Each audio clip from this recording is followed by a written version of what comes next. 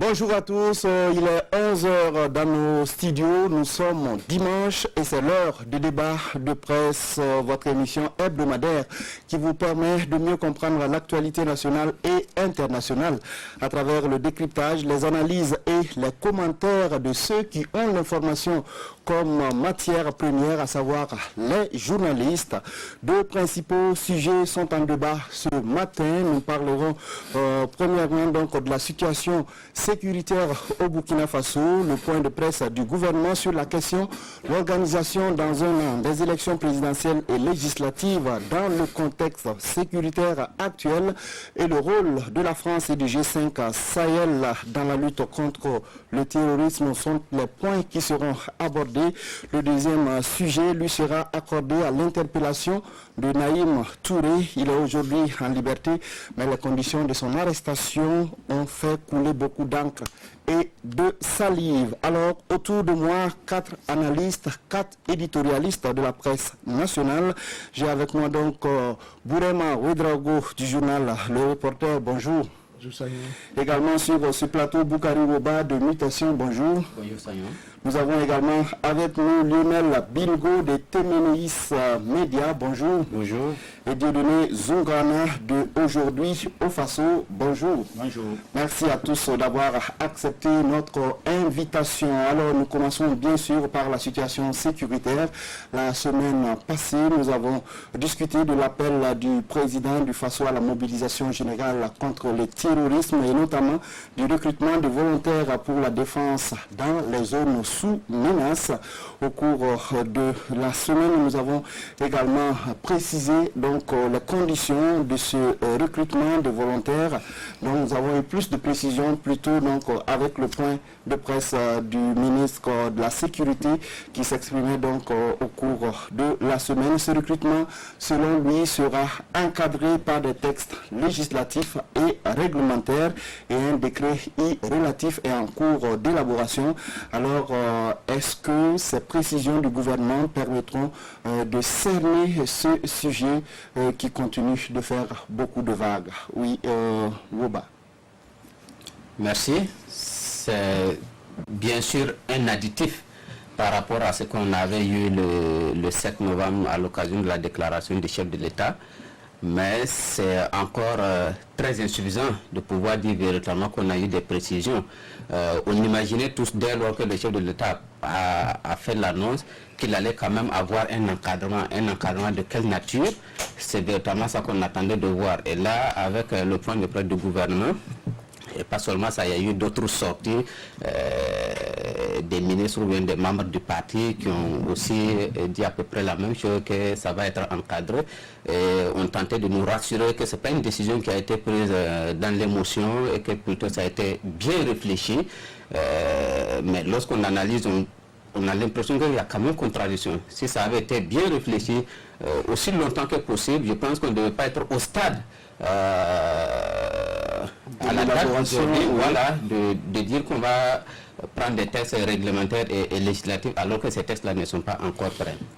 L'annonce a été faite le 7 qui est jeudi, donc une semaine après, donc pratiquement le mercredi qui a suivi, le Conseil des ministres n'a pas pu dire grand-chose que de dire qu'on va encadrer donc la mesure. On va être bientôt à 2 semaines et rien n'est fait. Donc véritablement là on est dans une sorte de démarche qui est propre au régime de Roch-Marc Christian Kaboré, à savoir la lenteur. On les voit toujours venir. Or, avec justement le phénomène terroriste, faut jamais qu'on vous voit venir. Nous avons annoncé ça fait déjà plus de 2 semaines. Peut-être que 72 heures seulement après notre annonce, les terroristes ont déjà préparé leur riposte. Qu'est-ce qu'eux vont faire lorsqu'on va mettre en place cette stratégie-là? Et nous, on va faire 2 semaines et peut-être plus, puisque nous avons des tests qui sont au labo d'abord. D'ici là que les tests sortent et qu'ils soient adoptés, ce sera peut-être à 1 mois, on en sait déjà. Alors donc pour vous, le temps joue contre nous? Le temps joue contre nous et on est dans une sorte de dévoilement de nos stratégies. Avec ce qui est fait jusqu'à la date d'aujourd'hui, je m'étais posé la question dès le premier jour, est-ce qu'il était nécessaire de faire l'annonce? Pour moi, lorsqu'on annonce, on va directement sur le terrain. D'accord. On va voir si votre point de vue est partagé autour de la table. Oui, Bourema, est-ce que vous partagez l'analyse de Roba sur ce point? Je suis parfaitement d'accord avec Ouba sur les 2 points de son intervention, à savoir que, pour le moment, on n'en sait rien effectivement sur le contenu et la formule qui prendra effectivement les volontaires. Parce qu'on annonce un décret effectivement qui devrait encadrer, c'est tout ce qu'on sait. Donc le décret va apporter plus de précision. Et on dit aussi, peut-être l'autre précision qu'on a, c'est que ces volontaires, ce n'est pas sur l'ensemble du territoire national, mais c'est pour un déploiement si les zones concernées effectivement, si j'en crois bien en tout cas le discours qui est fait. C'est ce qui est dit. Voilà. Et ensuite, pour le deuxième volet, par rapport effectivement à l'annonce, je fais partie de ceux qui pensent effectivement que c'était une mesure qui pouvait aider, mais j'ai comme l'impression qu'effectivement la réflexion préalable avant l'annonce n'a pas été faite. Ce qui fait effectivement aujourd'hui qu'on a pris la mesure, et comme à l'habitude du président Kaboré, on prend tout le temps qu'il faut effectivement pour mettre en place un dispositif qui devrait effectivement être un dispositif immédiatement opérationnel dès son annonce, compte tenu du contexte dans lequel nous sommes. Et là, effectivement, on a comme l'impression, effectivement, que malgré, après 4 années d'expérience, on continue effectivement on continue de louvoyer au sommet de l'État face à des questions urgentes. Et ça, c'est ce qui est effectivement, extrêmement grave aujourd'hui par rapport au contexte actuel. D'accord, oui, Dieudonné, sur cette question. Oui, bon, c'est vrai qu'on en sait un peu plus sur le format. La semaine passée, sur ce même plateau, je disais, bon, c'est un peu difficile de se prononcer sur cette conscription des volontaires parce qu'on ne connaissait pas comment ça allait se faire, mais on en sait un peu plus avec la sortie du ministre de la Sécurité. On sait qu'il y aura des critères d'âge, de moralité et de logement. Parce qu'effectivement, comme l'a dit Bourema, en fait, ça va être, je pense que les volontaires, ça va être ceux qui sont dans les zones concernées qu'on va recruter. Dans les zones sous menace, voilà, il y aura l'âge, la moralité, et je pense qu'il y aura même des cartes, bon, je ne sais pas si c'est des géolocalisations ou bien des cartes biométriques pour savoir où exactement la personne habite, bon, pour que, au cas où, parce que il y aura des formations, on va leur donner des armes. Maintenant, il faut attendre le décret, il faut attendre toutes ces mesures-là. Mais je crois quand même que le gouvernement a un peu dévoilé, parce qu'effectivement, il y a urgence. Il y a urgence parce que dans ce combat asymétrique-là, on passe, comme dirait un général, de la basse intensité à la haute intensité et d'une extrême violence. Donc, bon, on en sait un peu plus, on attend de voir comment va se faire la formation, parce qu'on ne peut pas donner une arme à un monsieur qui n'a jamais tenu même un pistolet pour aller lui dire, mais je crois aussi qu'il y a l'idée de connaissance du terrain, parce que si on recrute un ressortissant, par exemple, du Ouagadougou, qui doit aller guerroyer à l'est, et il ne connaît pas, par exemple, les points et recoins de Machiakwali, de Pama et autres, donc il y a tout écrit. Mais je crois que le gouvernement gagnerait à... Bon, accélérer, mais je ne suis pas sûr que même cette accélération, on doit dire ça à l'opinion publique. Moi, je suis toujours contre que la communication en temps de guerre, c'est vrai, on doit informer l'opinion, surtout pas à nous les journalistes, parce que nous sommes prompts à chaque fois. Or, il y a des moments où, et ça rejoint une partie de ce que dit Ouba, on peut le faire, mais sans dévoiler ça à l'opinion publique. Justement, au cours de la semaine, on a vu un communiqué qui disait clairement qu'aucun recrutement parce qu'il y avait déjà été lancé. Il y avait déjà des margoulets qui se disaient déjà investis de mission pour aller voir. Donc je dis souvent, on n'est pas obligé. Bon, la communication c'est bien, mais comme on dit là, toute communication a son revers. Donc on n'est pas souvent obligé de sortir de l'opinion, on va faire. Surtout qu'en temps de guerre, on peut dire mais moi je suis journaliste, hein, mais je pense que souvent, on n'est pas obligé de nous dire, on peut communiquer à nous les journalistes qui aimons pérorer parce que c'est un scoop, on va gagner en bon chacun. Donc je pense que souvent le gouvernement n'est pas obligé de tout dévoiler. Voilà. Oui, Bilgo. Moi, je suis un peu perplexe par rapport à ce projet de recrutement de volontaires sur 2 points principalement. Premièrement, le Burkina est devenu un pays trop bavard. Comme disaient tout à l'heure certains d'entre nous ici, on n'est pas obligé d'expliquer en long et en large tout ce qu'on va faire, surtout quand on mais est en est-ce période que les de gens guerre. vont comprendre? Si on communique pas dessus, est-ce que l'information va passer? Est-ce que les gens pourront se faire une idée de ce qui se passe? Vous savez, en période de guerre, on tombe dans une espèce de prise en main d'une autre entité qui est l'armée, principalement de tout le pays. Donc la question de l'information doit être diffusée de façon subtile, parce que ceux qui nous combattent sont parmi nous également et nous écoutent et nous suivent. Donc en voulant informer la population, eh ben, on informe également ceux qui nous combattent de ce que nous allons faire, ce que nous n'avons même pas encore imaginé correctement, que nous allons faire et que nous allons mettre en place. D'où l'idée de dire qu'on est en train de créer des projets presque morts-nés. Ensuite, deuxième souci que moi j'ai, c'est le principe même de recrutement de ces volontaires. Il faut faire attention pour ne pas darfouriser le Burkina Faso.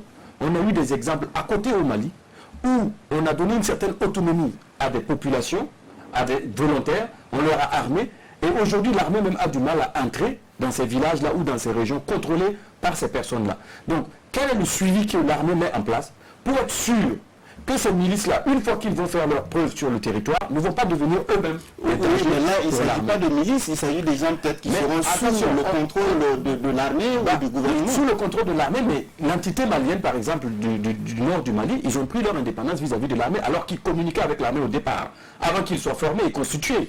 Donc, à un moment donné, on a des armes, on apprend à se défendre. Si on inculque aux populations qui peuvent se défendre eux-mêmes, ça veut dire qu'ils peuvent être indépendants vis-à-vis d'un État. Ça veut dire qu'ils peuvent contrôler un territoire et ça veut dire qu'ils peuvent faire ce qu'ils font. Alors oui, Dieudonné, puis vous la connaissance du territoire dont parlait Dieudonné tout à l'heure, vous savez, l'armée est une pieuvre avec des tentacules un peu partout. Quand on rentre dans l'armée, la géographie est quelque chose de très important. Et on amène les troupes à l'est, au nord, à l'ouest, pour justement qu'ils aient une compréhension, une connaissance de leur action spéciale. Oui, mais est-ce que c'est pas un peu différent de celui qui habite la zone? Si moi je suis ressortissant de, je sais pas, de la Comore, c'est pas évident que si on amène quelqu'un de Dori, vous savez, il connaîtra mieux, même s'il fait quelques semaines, quelques mois sur le terrain. Mais je pense qu'on est en train de déplacer le problème.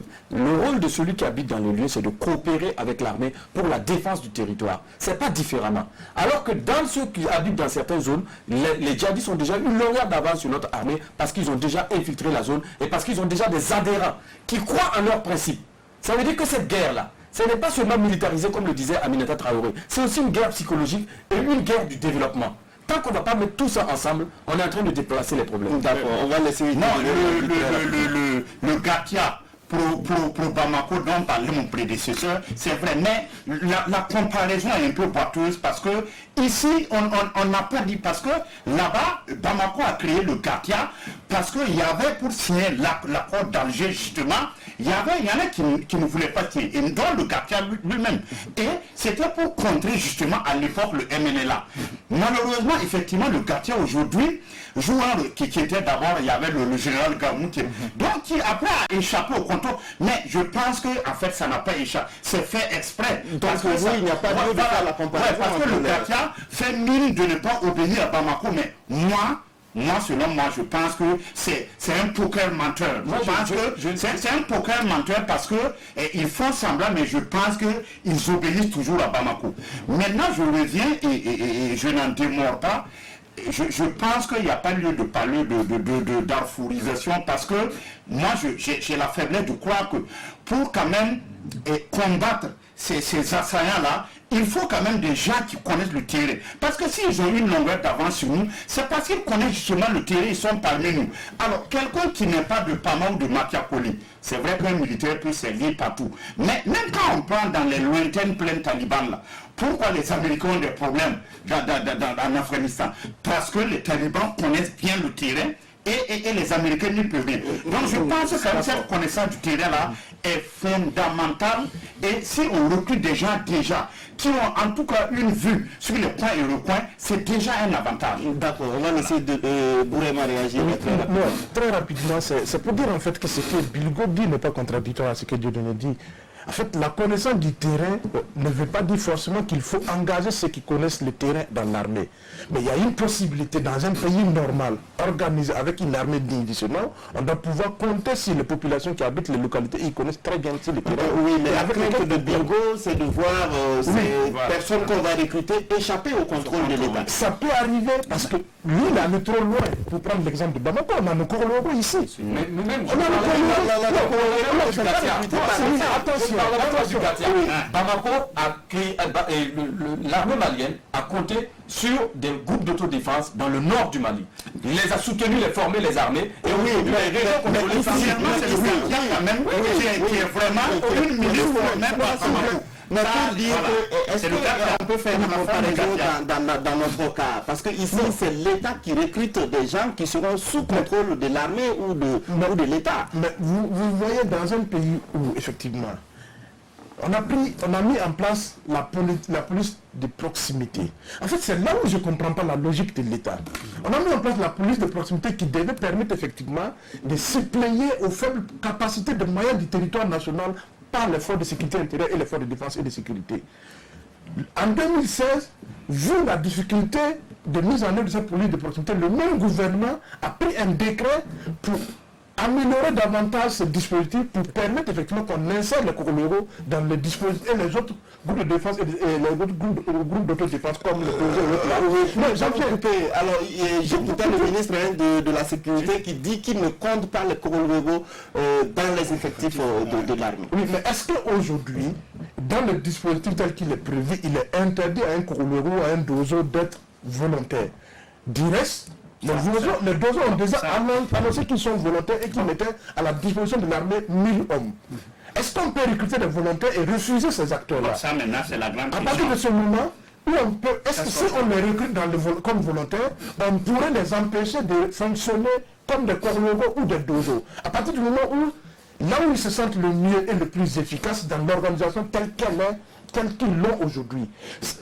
La question de fond qu'on est en train de se poser aujourd'hui par rapport à ces volontaires, c'est comment effectivement, et c'est d'abord qui on va mobiliser et comment on va le déployer. Est-ce qu'effectivement, on est dans une position où les volontaires qu'on va mobiliser au niveau des localités, c'est des supplétifs en termes de renseignement pour les forces de défense et de sécurité, ou bien c'est des forces combattantes?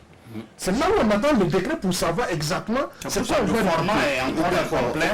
Alors on va écouter Moubassir la question et puis on va progresser très rapidement. Ce qui est évident par rapport à cette mesure-là, c'est que nous ne savons pas où nous allons. Si on savait où on allait, le débat n'aurait pas eu de raison. Mais le décret est en train d'être élaboré justement pour ça. Peut-être qu'on sait où on part, mais il faut des précisions, il faut des garde-fous. Même par rapport au décret, moi je suis convaincu que lorsque le décret va être dévoilé, nous aurons encore des débats sur le décret. Parce que quand moi j'entends dire par exemple que ces recrutements-là vont se faire dans les régions où il y a l'insécurité aujourd'hui, j'ai dit non, je ne vois pas ça comme ça. Ça doit être national. Même là où vous pensez qu'aujourd'hui le problème sécurité ne se pose pas, il faut les mettre en place dès maintenant. Sinon c'est encore une fois de perdre du terrain. On ne va pas attendre parce qu'aujourd'hui, ils ne sont pas dans telle région, peut-être au centre-sud, on va aller mettre ces groupes-là au centre-nord, au Sahel, à l'est.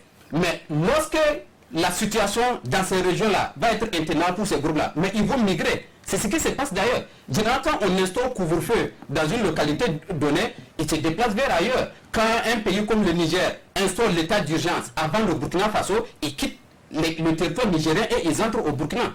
Donc aujourd'hui, il n'est pas question de mon point de vue qu'on puisse décider seulement qu'on va les installer dans les régions où l'insécurité est évidente, alors que tout endroit du Burkina aujourd'hui est potentiellement attaquable. Donc c'est partout, il faut les mettre, peut-être pas avec la même force, avec les mêmes effectifs, avec forcément les mêmes missions, mais c'est sur le territoire national qu'il faut les mettre ici et maintenant. Mais on parle déjà de les mettre dans les régions. Le ministre a dit autre chose aussi. Bon, c'est vrai qu'on avait entendu quelque chose, la même tonalité avec un de ses prédécesseurs. Bon, ça peut-être que c'est pas. Il a dit qu'ils vont poursuivre les touristes. Voilà, ça c'est quand même jusqu'à dans le trou de souris. Bon, je le prends au mot, mais je pense que bon, il y avait un président qui a terrorisé les terroristes. Oui, non, voilà, il y avait ça, mais il y a le président russe qui avait dit qu'il allait poursuivre les Tchétchènes jusque dans les chiottes. Donc, je pense que ici, le ministre Ousseni, mais qu'il s'inspire en tout cas de la Tchétchénie qui est aujourd'hui l'enfer de Grozny, par exemple, est enseigné aujourd'hui dans les écoles de militaires, parce que Tchétchénie vraiment c'est vraiment un cas d'école où les combattants asymétriques avec les Russes là, entre 1994 et 1982, c'est des expériences dont le Burkina pourrait s'inspirer dans cette lutte-là. D'accord. On va rester toujours sur cette conférence de presse. On n'est bousculé par le temps. On ne peut pas rester sur cet aspect seulement donc, du sujet. Alors, la question de qui nous attaque a encore une fois de plus été évoquée lors de cette conférence de presse. Mais finalement, pour moi, en tout cas, on a l'impression qu'il n'y a pas une position commune de nos dirigeants sur la question. Alors, le ministre de la Sécurité, Compaoré, donc, pour lui, en tout cas, quand on lui a posé la question, il a parlé, j'allais dire, d'islamistes, de bandits, mais rien que hier, également, l'ancien ministre de la Sécurité, Simon Compaoré, disait sur un plateau qu'on connaît qui nous attaque, qu'on sait où il se trouve, on connaît même certains noms, certains dormaient à Ouagadougou et avaient des relations donc, avec des anciens dirigeants. Alors, finalement, on sent qu'il y a comme voilà, une confusion autour de cette question. Oui, mais ce qui est écœurant avec le pouvoir MPP, c'est cette histoire d'ancien régime. Moi, quand je vois des dignitaires de la 4e République comme Simon Compaoré parler d'ancien régime, ça m'écoeure. Parce qu'il est de l'ancien régime, il est de l'ancien régime. Ils ne sont qu'une excroissance de l'ancien régime qui a survécu à une partie de... L'ancien régime, c'est le CDP, l'ancien régime, c'est pas une partie politique. Il est un peu aujourd'hui, et l'ancien régime, Simon Compaoré a été un des dignitaires du CDP jusqu'au 4 janvier 2014. Ça, c'est un fait. Alors, si des gens, nous continuons à penser effectivement, qu'en fait c'est le même système qui continue de nous gouverner. Le système a été tellement... Le système a juste sacrifié Blaise Compaoré pour le remplacer par Roch Kaboré et il continue. C'est plus simple que ça. Donc, si on revient aux questions, et puis la question de fond, moi, quand des gens perdent le pouvoir depuis 2014 et que d'autres ont pris le pouvoir depuis 2015, ils ne sont pas capables effectivement de contrecarrer des gens qui ne sont pas au pouvoir, qu'ils aient au moins la descente de ces terres. Parce que ça commence à frustrer à la fin les Burkinabés. Nous ne disons pas que l'ancien système n'a aucune responsabilité dans ce qui nous arrive. Moi, c'est de bonne guerre. Mais ce qui serait dangereux, que l'ancien système, que le pouvoir de Blaise Compaoré continue, parce que si je veux bien comprendre ce qu'il veut dire, c'est ça, continue de nous déstabiliser et que le pouvoir actuel n'a pas le moyen effectivement de nous préserver de cette déstabilisation. Ça c'est extrêmement grave. D'accord, oui, Bilbo. Oui, je suis tout aussi frustré que Bourema parce que moi je pense qu'il faut qu'on sorte de cette espèce de mysticisme en fait de ceux qui nous attaquent. Soit on les connaît, soit on ne les connaît pas. Parce que si on les connaissait, ça aurait été réglé d'une manière ou d'une autre. Mais selon certains responsables politiques, en tout cas, on les connaît. Mais on a le président de façon nous-mêmes a cité clairement et publiquement l'ancien président Blaise Compaoré. Écoutez, sur le coup, si c'est vraiment lui, au lieu de dire que c'est lui, qu'il met tout en œuvre pour qu'on l'arrête. Au moins, même si on n'arrive pas à l'arrêter, qu'on nous montre déjà des actions menées à l'international comme au niveau national pour l'arrêter, parce qu'on a des preuves probant que c'est lui. Parce qu'une chose est de dire, j'espère que ce n'est pas une opinion politique, et que c'est une opinion réelle, factuelle, militaire, de défense nationale. À ce moment-là, on arrête ceux qui nous emmerdent et qui nous empêchent de vivre. Parce que ceux qui meurent, les familles des victimes, au-delà de notre frustration, nous qui vivons, c'est encore plus terrible d'entendre en fait des dignitaires, des chefs du pouvoir actuel dire on les connaît. Et on n'arrive pas à voir ce qu'on fait pour les arrêter. Une chose est de savoir qui est son ennemi, une autre est de l'arrêter et de mettre des actions en place vers cet ennemi-là. Pire encore, de le dénoncer aux yeux et aux yeux de tout le monde. Pour que nous, en fait, on puisse prendre position corps et âme contre cette personne-là. Moi, je dis une chose. Depuis le début, ceux qui nous gouvernent nous ont décliné l'identité de ceux qui nous attaquent. Je l'ai dit la semaine dernière ici, Zoumana semblait ne pas être trop d'accord, mais ce n'est pas moi qui l'ai dit, c'est le chef de l'État qui a dit. Ils sont venus me voir. J'ai refusé et je leur ai dit d'aller voir le président Blaise Compaoré à Abidjan. Vous voyez? Donc ça veut dire que dès le début, on sait qui est derrière toute cette manœuvre-là. Mais qu'est-ce qu'on fait? Une chose est de savoir.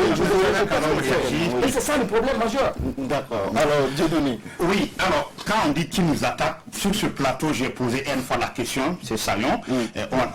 Effectivement, nous avons tous entendu dire au début que des gens sont venus voir le président du Faso, qu'on leur avait promis des 4x4 et le président leur aurait dit d'aller voir l'illustre exilé d'Abidjan. Bon, ils sont allés et effectivement, quelques jours après, on a eu l'innommable du Capuchino. Mais est-ce que je me dis que depuis 4 ans et demi là, est-ce que c'est... Parce que quand on prend les attaques terroristes au Burkina, 90% de ces attaques ne sont pas revendiquées. Je suis désolé. Bon, il y a eu Capuchino qui a été revendiqué. Et il y a eu l'état-major, l'ambassade de France, le 2 mars. Mais par exemple, Istanbul n'a pas été revendiqué.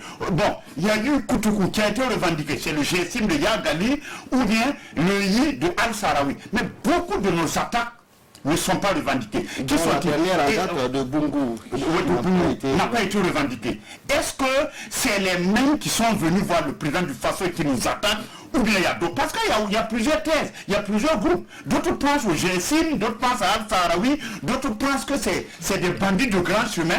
Si le pouvoir effectivement les connaît, maintenant il laisse à mettre la stratégie en place pour vraiment... Mais est-ce que nous on peut être catégorique en disant que c'est les mêmes qui sont venus voir le président là, qui ont essaimé au Sahel, voilà, non, c'est pas bon. Mais il ne faut pas être catégorique. Non, voilà. Il ne faut pas être affirmatif, il faut affirmatif. Je finis. Donc c'est pour dire que nous aurons voulu vraiment, si on les connaît, maintenant, s'il y a une faiblesse pour les anéantir, ça c'est un autre problème. Mais si tu connais ton ennemi, même nous au niveau individuel, quand tu connais un ennemi, tu vas faire attention à lui. Comme on dit, Dieu me préserve de mes amis parce que je connais mes ennemis. Donc ça c'est un autre. Mais 90% des attaques ne sont pas revendiquées. On va laisser réagir sur la question très rapidement. Je ne sais pas. Est-ce que c'est possible que depuis 4 ans, on attaque un pays et qu'on soit incapable de savoir qui nous attaque? Est-ce que cela est possible? Mais si c'est ça, ça montre toute la faillite, justement, de ceux qui nous dirigent, qui ne soient pas à mesure de savoir qui commet ces actes-là. Mais on a même nos prisons qui sont là, qui sont pratiquement remplis des gens qu'on a attrapés qui sont des présumés terroristes. Qu'est-ce qu'on fait de ces gens-là? Qu'est-ce que ces gens disent? Qui les a envoyés? Avec quelle motivation? On n'est pas capable d'avoir ces informations-là. Donc moi, je ne me pose pas la question, est-ce qu'on sait qui nous attaque? Est-ce qu'on ne sait pas qui nous attaque? Je veux savoir, est-ce que ceux qui ont attaqué à Bourg... C'est important aussi, puisque si tu ne sais pas qui t'attaque, ce n'est pas tout à fait ça. Comment on fait? Ce n'est pas tout à fait ça. Ceux qui ont attaqué à Bungu récemment là, on n'a pas besoin de savoir qui ils sont pour les neutraliser. N'est-ce pas? C'est de ça qu'on a besoin. Ça c'est le terrain, c'est le concret. Il faut être en mesure de neutraliser ceux qui sont sur le terrain et qui justement endeuillent tous les jours nos familles. Après peut-être quand ils vont perdre le terrain, leurs maîtres même vont venir, peut-être que ceux qui viendront proposer la négociation. Donc vous préconisez la stratégie militaire uniquement? Bien sûr, c'est la défense. C'est la défense, être en mesure de faire face au terrain. C'est cette question de qui nous attaque. Je crois aussi qu'il faut qu'on regarde les choses en face. Tous les experts commencent à dire qui nous attaque. C'est vrai qu'on ne met pas le nom de quelqu'un sur un groupe, mais on sait effectivement qu'il y a l'État islamique, on sait qu'il y a les GSIM, on sait effectivement qu'à côté, comme l'a dit le ministre, à côté effectivement des groupes djihadistes, de bidons djihadistes, il y a des bandits armés. Ça aussi qui profite de la situation pour perpétrer des attaques. On sait aussi peut-être que parmi ces bandits armés, il y a peut-être d'autres connotations d'ordre politique derrière. Mais tout ça, effectivement, c'est de la responsabilité de ceux qui nous gouvernent de faire la part des choses. Et il n'y a même pas de part des choses à faire. Quand le pays est attaqué, on s'en fout qu'ils soient bandits armés, ou qu'ils soient djihadistes, ou qu'ils soient quoi que ce soit. L'essentiel, effectivement, c'est de préserver l'intégrité du territoire et la vie des citoyens burkinabés. Mais justement, est-ce que dans la situation actuelle, Dieudonné, on a beaucoup évoqué la question autour de cette table? On va prendre juste 1 minute pour parler peut-être un tour de table. Est-ce qu'il ne faut pas privilégier aussi, je ne dirais pas la négociation, mais de pourparler avec ces groupes qui sont connus ou reconnus, en tout cas, être à l'origine de ces attaques? Bon, là, au risque de me répéter, vous savez, vous connaissez bien ma position. Il y a près de 6 ou 7 mois, je l'ai dit, il faut la diplomatie souterraine. J'avais dit à l'époque, le militaire, le tout militaire là, ne peut pas résoudre notre problème. Et même de plus en plus au Mali, je suivais un gars de l'ISS qui disait que Bamako devait négocier avec Bon, on nous dit négocier avec qui? Bon, et puis quelle contrepartie? Et je l'ai dit à l'époque, parce que je sais pas, c'est Bourema à l'époque qui avait dit que Blaise avait vendu notre pays, que donc on n'est pas... voilà, bon, je dis non, mais cette compromission qu'on craint là, je dis aujourd'hui, l'Europe n'a pas vraiment ne peut pas permettre qu'on vienne trouver des gars du MNLA en train de siroter le thé à l'hôtel Ecosur de Pouf et tout, mais il faut négocier. Je dis, mais cette négociation, je me répète, on ne dit pas ça au petit peuple. C'est une négociation qui est vraiment verrouillée, et si on arrive maintenant, on ne va pas, quand on négocie, il y a quelque chose qu'on met sur la table, mais on ne peut pas tout avoir. On m'a dit non, on ne peut pas négocier avec des gens qui nous tuent. J'ai dit, moi, on comprend bien votre position. Est-ce que vous partagez la position justement de Zoumrana sur cette question? Moi, je pense que le mot négociation fait polémique au Burkina. Mais remplaçons négociation par discuter. Discuter, c'est différent de négocier. Et je pense que partout là où il y a le terrorisme, tous les États avisés et avertis ont ce qu'on appelle le soft power. Ça veut dire qu'ils appliquent une diplomatie souterraine, comme l'a dit Zoumrana, pour discuter, identifier, pour mieux comprendre même les causes, afin d'affiner leur stratégie militaire. Le tout militaire ne suffira pas. Il faut engager des discussions, et discuter ne veut pas dire succomber ou perdre vis-à-vis de l'autre. C'est au contraire lui imposer notre vision de pays paisible, de pays unis, et lui dire clairement que nous allons nous battre jusqu'au bout. Deuxièmement, c'est de comprendre les motivations premières de ceux qui nous attaquent. Parce que dans la discussion, on peut découvrir même la face cachée de la face cachée de ce qui nous arrive. Absolument. Et discuter permet d'aller au-delà même de la compréhension que l'on a aujourd'hui des formes et de la dictée extérieure venue de loin. Parce que ceux qui sont nos amis aujourd'hui ne sont pas forcément les ennemis de nos ennemis. Ils sont peut-être les amis en arrière-cour de nos ennemis. Et discuter avec ceux qui nous attaquent nous permet d'avoir la primeur de l'information et de contrôler le territoire. C'est très différent ce que Bilgo dit par rapport à ce que Dieudonné dit. Sauf si vous dites qu'effectivement discuter, ça équivaut à négocier. Bon, moi, le terme négocier me pose problème. Discuter, j'entends parler. Et moi, je n'ai jamais exclu qu'on puisse parler avec quelqu'un, discuter avec quelqu'un. Et à la limite, moi, je suppose que peut-être ça peut... Non, négocier, c'est peut-être justement venir de bon écouter. Voilà. La situation me dépasse. Voyons comment on va gérer ça. Moi, j'entends ça comme ça. Si ce n'est pas le cas, tant mieux. Je crois qu'il n'y a pas... Il a dit on met quelque chose sur la table. Non, il faut quand même... Voilà. On met quelque chose sur la table. On discute. Oui, quand on négocie, les gars veulent quelque chose. Moi, je ne sais pas. Et j'avais déjà dit, puisque nous avons eu ce débat ici, il y a peut-être un an de cela, j'ai déjà dit, ils veulent quelque chose, ils veulent peut-être votre parole. Alors, je précise que ce n'est pas une compromission. Je l'ai dit pour lui, en tout cas, négocier et discuter vont ensemble. Ce n'est pas une compromission. Voilà. Très bien. Moi, je privilégie le terme discuter. Parce que pour moi, je considère qu'il y a des gens même qui parlent éventuellement à certains qui pourraient avoir des connexions avec ceux qui nous attaquent. Parce que c'est là qu'il faut aller chercher l'information. Mais si vous n'avez jamais eu de connexion, vous n'avez jamais eu d'entrée, comment est-ce que vous pouvez avoir des anticipations? Or, eux, justement, ils sont en notre sein. C'est comme cela qu'eux, ils ont toujours des informations et ils sont en avance sur nous. Mais si nous n'avons aucune possibilité, justement, d'être d'une certaine manière en connexion, en relation avec ces gens-là, mais on ne saura jamais qu'est-ce qu'ils préparent. On ne sait même pas exactement, la question revient, qui ils sont. Parce que justement, on n'a aucune connexion avec ces gens-là. Donc si c'est discuter, si c'est parler, c'est bien possible. Pour moi, c'est carrément différent de négocier. Négocier, c'est tout de suite, on vient justement pour faire des propositions de cesser le feu. Et là, moi, j'ai dit que vous serez prêts jusqu'à donner votre âme. D'accord. Je crois que ce soit la discussion ou la négociation, ça fait partie de l'art de la guerre aussi. Parce que dans la guerre, on se tape, on se tire dessus, mais à un moment donné, si on dépose les armes, on discute, si on s'entend, c'est parce qu'effectivement, toutes les grandes guerres, que vous prenez l'histoire de l'humanité, vous verrez que toutes les grandes guerres ont fini dans la discussion pour pouvoir effectivement reconstruire de nouvelles bases pour partir ensemble. Pour ce qui nous concerne aujourd'hui, si personne ne compte le fait effectivement qu'on discute, tant qu'effectivement c'est des Burkinabés effectivement qui sont... Ah non, pour il y en a qui disaient qu'il ne fallait même pas prendre temps avec ces... Attention, c'est pas cette émission. Non, je n'ai pas dit forcément que même sur cette même table, il y en a qui ont dit pas besoin de négocier.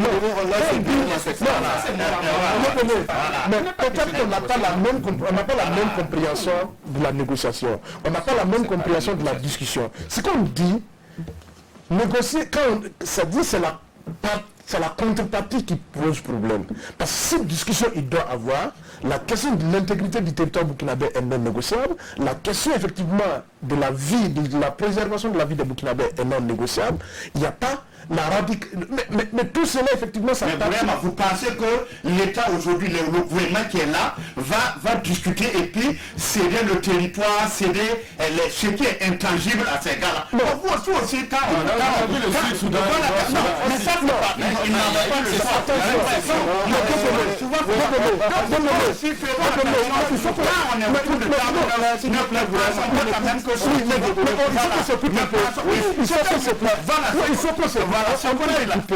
on t'a écouté, il faut nous écouter. Oui, moi je présage pas, moi je pense pas, moi je vois pas en quoi le gouvernement du Burkina Faso est différent du gouvernement du Soudan, qui effectivement, de négociation en négociation, on a abouti effectivement à la scission du Soudan. Je ne vois pas en quoi le gouvernement du Burkina est différent du gouvernement du Mali, qui de négociation en négociation, on fait qui donne en train d'échapper au Mali. Non, c'est la question. Non, gravissime. Moi je ne vois pas. Et c'est mon point de vue, tu ne peux pas m'empêcher de dire ce que je pense, parce que j'ai vu d'autres gouvernements qui sont engagés sur la même voie, et le résultat aujourd'hui c'est qu'on a deux Soudans, on a Kidal qui est en train d'échapper à Bamako, et ça c'est extrêmement grave. C'est ce que nous disons qu'il faut éviter au Burkina Faso. D'accord, on a compris vos différentes analyses et vos différentes positions sur le sujet. Alors, mais le nom de la France est de plus en plus aussi cité dans les problèmes de sécurité du Burkina et du Sahel dans sa globalité. L'attaque de Bungu a eu lieu au lendemain donc de la visite à Ouagadougou du ministre des Armées de France. Beaucoup de voix s'élèvent contre la présence de l'armée française au Burkina et dans certains pays donc voisins du Burkina. Alors, elle est accusée, cette armée française, donc cette France, d'être là sans véritablement apporter un soutien de taille, donc aux militaires ou au G5 Sahel. Qu'est-ce que vous en pensez, Bilgo? Moi, je pense que la France traîne à ses pieds le boulet, le poids de toute l'histoire qu'elle a avec l'Afrique francophone et ses anciennes colonies. Et deuxième élément, cette France-là non plus n'a pas joué la carte de la transparence sur ses relations avec les chefs d'État, mais sur ses relations également par rapport à son aide apportée aux populations. Aujourd'hui, elle a un gros problème qui plane à l'horizon et qui va être très grave si on ne le résout pas, c'est cette société civile-là, qui est de plus en plus revendicative, de plus en plus hostile à la France et à l'armée française. Ça veut dire que l'Afrique a changé. L'Afrique a énormément changé. Il faut que la France comprenne cela et que la France réoriente un peu ses priorités, mais sa position vis-à-vis de cette Afrique-là. Je crois aussi qu'on parle de la France parce que la France a gardé son précaré. Cette guerre-là est une guerre mondiale. Partout là où il y a le terrorisme, c'est des forces conjointes qui se mettent en œuvre. Mais là, on a la France qui est en front line, en avatar. La France a commis des erreurs graves, très très graves au Mali, avec le cas de Kidal. Et ce n'est pas moi qui le dis, c'est l'ancien ambassadeur au Mali et l'ancien général des armées françaises qui le dit. Et il faut que la France reconnaisse aussi son tort et ses erreurs dans ces pays-là. Et tout a commencé avec la Libye, il ne faut pas l'oublier, avec Sarkozy qui était en front line pour destituer la Libye. Donc cette histoire-là, la France porte ça sur ses épaules. Elle est assez lourde et les conséquences seront dramatiques et tragiques si la France ne change pas de posture et de manière de faire sur le continent africain. D'accord. Alors pour aller plus en profondeur dans le débat, il y a cette lettre du chef d'état-major général des armées donc, qui circule sur les réseaux sociaux et qui a été relayée par certains organes de presse également. Lettre qui donc précise qu'il y a, qui dit en substance que des aéronefs non identifiés survolent les les bases et les zones d'opération de l'armée burkinabé. Selon en tout cas cette lettre, des instructions ont été données pour que ces aéronefs soient considérés comme ennemis et traités comme tels. Alors le chef d'état-major général des armées demande donc à la France d'informer au moins 48 heures à l'avance avant donc tout déplacement de ces aéronefs dans ces zones. Alors, qu'est-ce que vous en pensez? Oui, vraiment. Moi, je crois que c'est la preuve, effectivement, que même au plus haut niveau de l'État, la présence française au Burkina pose problème. Et que, même si c'est sur la base des accords, cette lettre du chef d'état-major général des armées montre effectivement qu'il y a un problème de coordination et que peut-être que ça donne l'impression qu'il y a un agenda, en tout cas l'état-major se convainc qu'il y a un agenda qui n'est pas trop clair, effectivement, du côté de la France. Parce que la lettre est adressée à l'attaché militaire de l'ambassade de France au Burkina Faso. Ça veut tout dire. Ça veut dire effectivement que autant effectivement l'armée française est au Burkina si la base de l'appel du gouvernement de Burkina Faso, autant ce même gouvernement ne fait pas confiance à l'armée française parce qu'il n'y a pas de raison que des aéronefs français puissent survoler les bases ou les positions de l'armée burkinabé sans effectivement que l'état-major burkinabé ne soit au courant. Ça c'est le premier élément. Deuxième élément, pour ce qui s'est passé à Djibo. À un moment donné, quand Koutoukou est tombé, on a entendu qu'il y avait une base française qui s'installait à Djibo. Et il y avait tellement de ça peut dire en fait quoi. Il y a eu des levées de boucliers effectivement autour de cette présence. C'est comme l'a dit Bilgo, la France doit pouvoir tirer des leçons effectivement du fait que sa présence, ou en tout cas les contre-coups qu'elle subit aujourd'hui, n'est que la traduction de ressentiments que beaucoup d'Africains, de façon générale, ont contre la France, et ça se répercute aujourd'hui sur son action sur le terrain. On ne dit pas forcément que ce qui se passe sur le terrain au niveau des opérations militaires est contre notre pays, mais il y a des éléments qui amènent effectivement un doute raisonnable sur effectivement sa contribution à la préservation de En complément, il y a aussi un jeu double en fait des chefs d'État africains qui ont compris une chose, c'est-à-dire la présence militaire française, si elle assurait, elle rassurait au début des années 60 après indépendance jusqu'aux années 80-90, aujourd'hui la présence militaire française dans un pays africain est un risque. On a vu le cas de Gbagbo en Côte d'Ivoire, où c'est l'armée française qui a soutenu un rival presque pour aller tirer Gbagbo sortir de son bunker. Donc les chefs d'État africains ne le disent pas ouvertement, mais eux-mêmes sont d'accord avec les velléités opérées par la société civile parfois, parce qu'eux ne peuvent pas l'afficher de façon claire. Oui, bien sûr, on se demande, par exemple, on se demande comment cette lettre-là a pu se retrouver sur la place publique. Est-ce que c'est de façon volontaire que les autorités burkinabées l'ont mis à la disposition de la presse ou des réseaux sociaux? De toute façon, aujourd'hui, même vous finissez une réunion et bon, 5 minutes après, le PV de la réunion est sur les réseaux sociaux. Donc bon, aujourd'hui, il faut faire avec. Mais je dirais que, j'irai plus loin en disant qu'effectivement, la France aujourd'hui a des problèmes avec son ex-précaré ou bien son ex-glacis et ça pose problème parce que... Oui, mais parce que vous restez sur cette lettre, s'il vous plaît, ça veut dire que la France faisait ce qu'elle voulait. En tout cas, ici, la lettre, si on veut la lire encore, si on veut la lire, oui, en langue de fond, la lettre veut dire ça et justement ça pose même un problème au niveau de la France. Vous savez, avant qu'il y ait intervention en Afrique, si on prend le cas de Serval devenu Barkhane, il y a même vraiment une âpre discussion entre l'armée, c'est-à-dire le ministère de la Défense, ce qu'on appelle l'hôtel de Brienne. Il y a souvent une discussion âpre entre l'hôtel de Brienne et puis l'Élysée. Souvent, les civils, ceux qui sont à l'Élysée, qui sont proches du chef d'État, peut-être sont un peu réservés, ou bien soit c'est les militaires même qui se disent, le cas de ce pays, par exemple, vous voyez que Sangaris a plié bagage en RCA. Et c'est les Russes qui sont en train de prendre. Donc il y a ça, mais concernant le cas d'espèce au Burkina, effectivement, là je rejoins Bouema, on a l'impression qu'effectivement, il y a des accords. Notre chef d'État allait signer un accord de défense le 17 décembre 2018.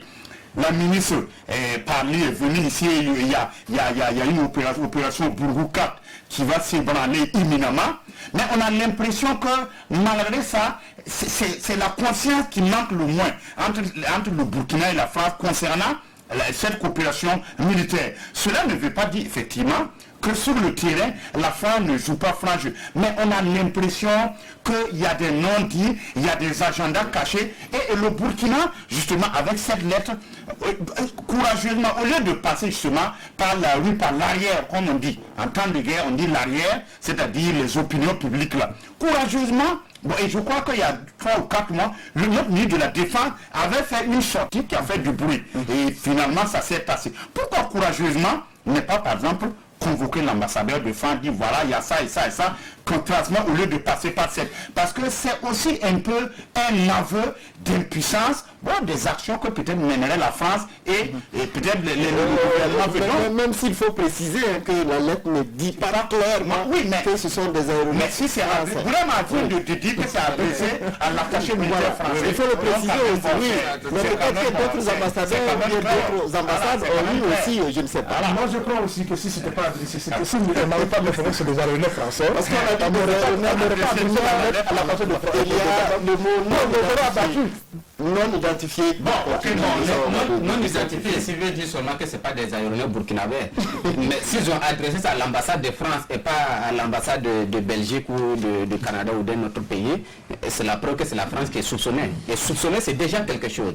Et si cette lettre montre déjà une sorte quand même de convergence de point de vue entre ce que le citoyen dit et par rapport à ce que l'autorité militaire et peut-être même politique au Burkina pense en ce qui concerne la coopération entre la France et puis le Burkina Faso, surtout en matière de défense. Jusque-là, on a pensé que c'était une opinion peut-être marginale, peut-être de quelques organisations même de la société civile, mais quand même cette lettre d'une certaine manière vient montrer que même nos chefs militaires, et même peut-être jusqu'à Kossiam, Zungrana parlait tout à l'heure de la sortie du ministre de la Défense, c'était dans une interview en Afrique du Sud, voilà. Donc même au plus haut niveau justement, des gens suspectent la France. Donc si nos autorités sont à mesure de suspecter la France, il y a encore une raison légitime pour les populations aujourd'hui de dire que cette coopération-là, elle n'est pas du tout. On a vu en tout cas... Avec ces aéronefs qui survolent notre territoire et que souvent nous on voit les populations dire ah il y a un avion qui est venu survoler, on pense que ce sont nos militaires alors que ce ne sont pas nos militaires. Cela prouve aussi que notre territoire est sous surveillance.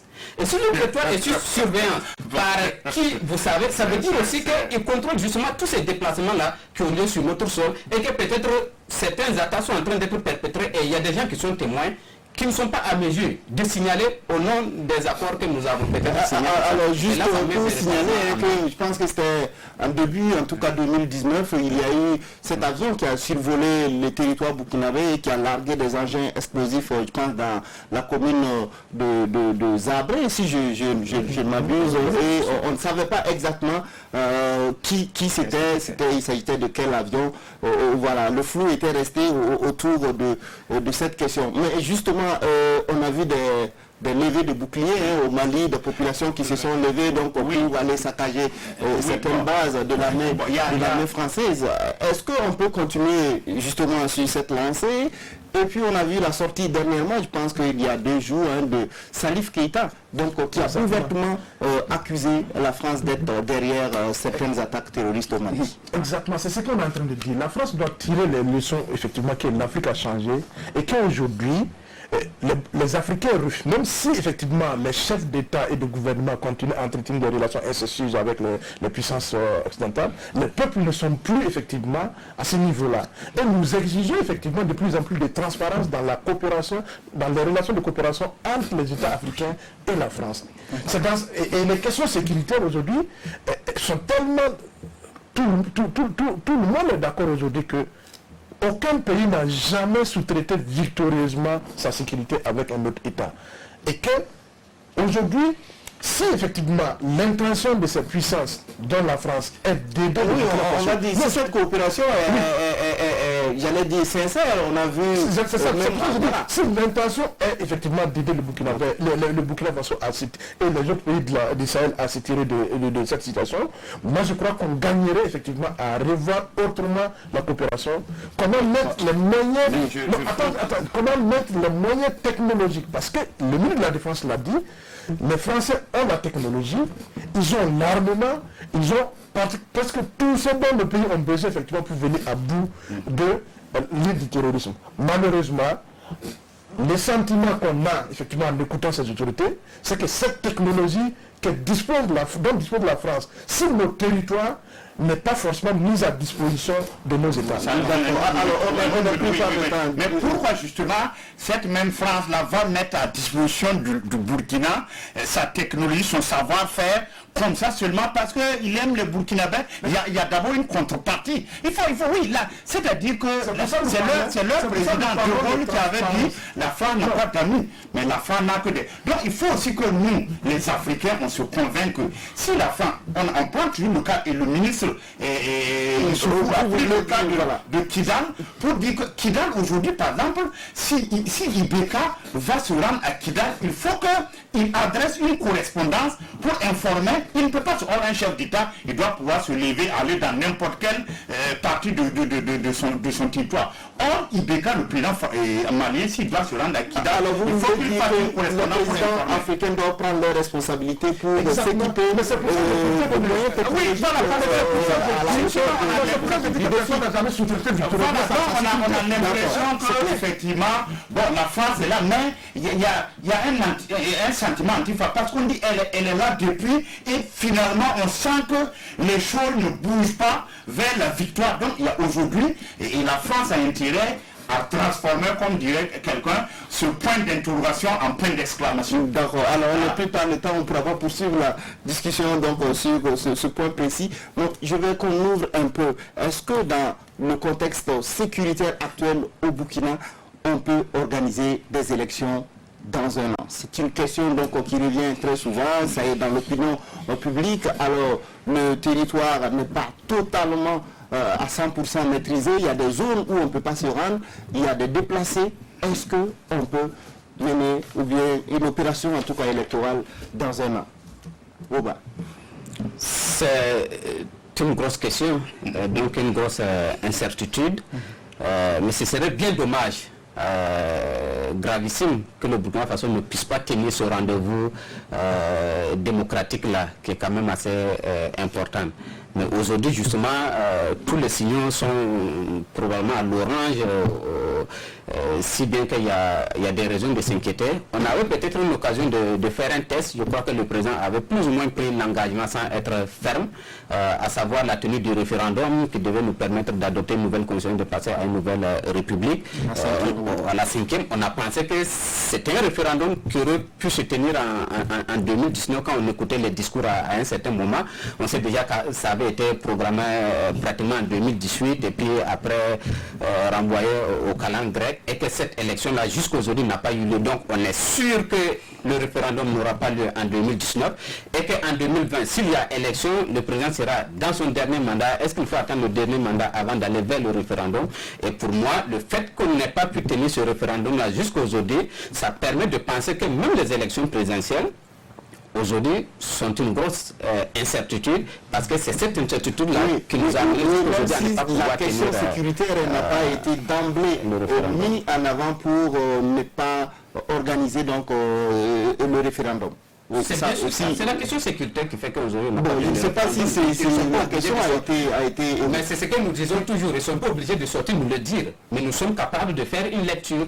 Aujourd'hui, je ne vois pas une autre raison que la question sécuritaire qui ait pu empêcher qu'on ait tenu ce référendum-là. Ok, oui, Bilgo, on peut aller aux élections en novembre 2020.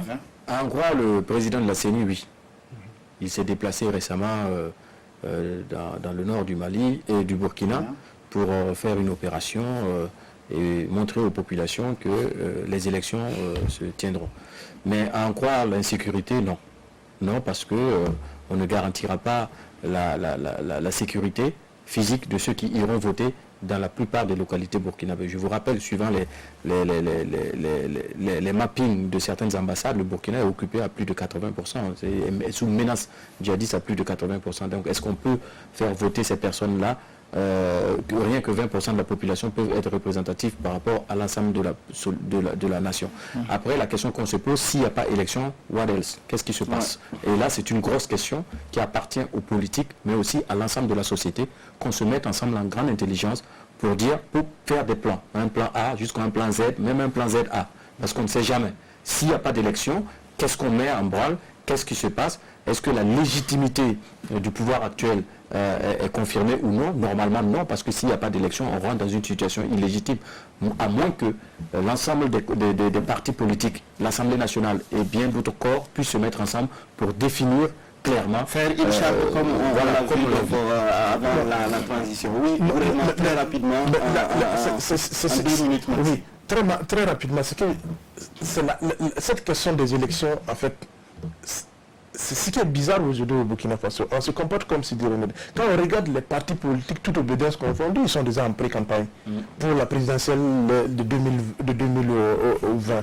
Alors que, selon effectivement les experts, il y a un tiers du territoire effectivement qui échappe au contrôle de l'État aujourd'hui. Oui, alors j'écoutais le ministre d'État en charge de l'administration territoriale qui a pratiquement dit que c'est normal pour les partis politiques de mener leurs activités et que cela était de leur plein droit. C'est ça qui est dommage pour le Burkina Faso, parce que les politiques croient que c'est normal qu'ils fassent du politique avec tout et en tout temps. C'est ça les drames de Burkina Faso. Les drames d'abord, c'est nos hommes politiques qui ne savent pas à quel moment il faut s'arrêter pour penser que si le pays n'existe pas, je ne suis rien du tout, n'en parlons pas un homme politique.